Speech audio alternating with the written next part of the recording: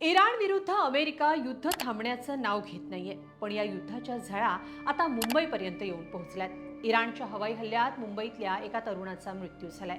दीक्षित सोळंकी असं या 32 वर्षीय तरुणाचं नाव आहे। तो मुंबईतल्या कांदिवलीमध्ये कुटुंबासोबत राहत होता।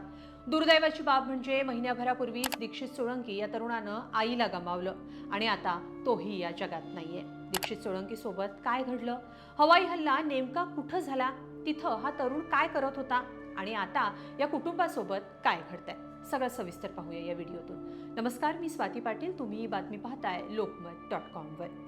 28 फेब्रुवारी रोजी इराण विरुद्ध अमेरिका संघर्ष सुरू झाला। मध्य पूर्वेच्या या युद्धात हजारो लोकांचे प्राण गेले। याच संघर्षात एका युद्धनौकेवर झालेल्या हल्ल्यात मुंबईच्या एका 32 वर्षाच्या तरुणाला जीव गमवावा लागला। दीक्षित सोळंकी असं या तरुणाचं नाव आहे।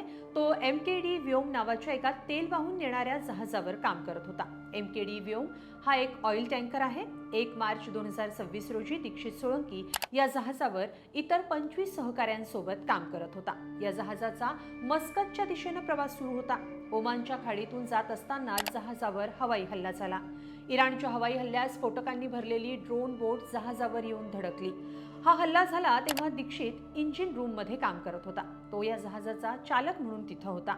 भीषण स्फोट आणि लागलेल्या आगीत त्याचा मृत्यू झाला। रॉयटर्सच्या रिपोर्टनुसार लंडनमध्ये मुख्यालय असलेल्या व्ही शिप्स नावाच्या या कंपनीत MKD व्योम टँकर याचं व्यवस्थापन पाहतं।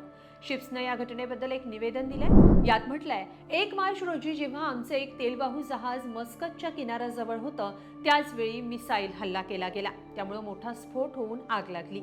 यात इंजिन रूम मधला चालक दलातल्या एका व्यक्तीचा मृत्यू झालाय, असं सांगत दीक्षित सोळंकीच्या मृत्यूबद्दल माहिती देण्यात आली आहे। दीक्षित सोळंकी हा मूळचा दीव इथला आहे। गेल्या 6 वर्षांपासून तो जहाजावर ऑयलर म्हणून काम करत होता। 1994 साली जन्म झालेला दीक्षित सोळंकी सध्या कुटुंबासोबत मुंबईत राहत होता। दीवचे मच्छीमार व्यावसायिक अमृतलाल सोळंकी गेल्या 7 वर्षांपासून कुटुंबासोबत मुंबईतल्या कांदिवलीमध्ये राहतात। दीक्षित सोळंकी हा अमृतलाल यांचा धाकटा मुलगा होता, तर त्यांची मुलगी दीक्षा आणि दीक्षितची मोठी बहीण कामानिमित्त मुंबईमध्ये राहते। दीक्षितचं 12वी पर्यंतचं शिक्षण मुंबईतच झालंय। इंजिनिअरिंगचं काम सुरू केल्यानंतर त्याला जहाजावर नोकरी मिळाली।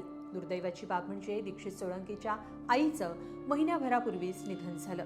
त्यावेळी सोळंकी कुटुंब दीवला आले होते। याच दुःखद प्रसंगात या बहीण भावाची भेट झाली होती, पण ही भेट आता शेवटची ठरली। दीक्षित सोळंकीचे वडील अमृतलाल यांनी दिलेल्या माहितीनुसार दीक्षितनं गेल्या 6 वर्षांपासून वेगवेगळ्या तेल टँकर कंपन्यांमध्ये नाविक म्हणून काम केलंय।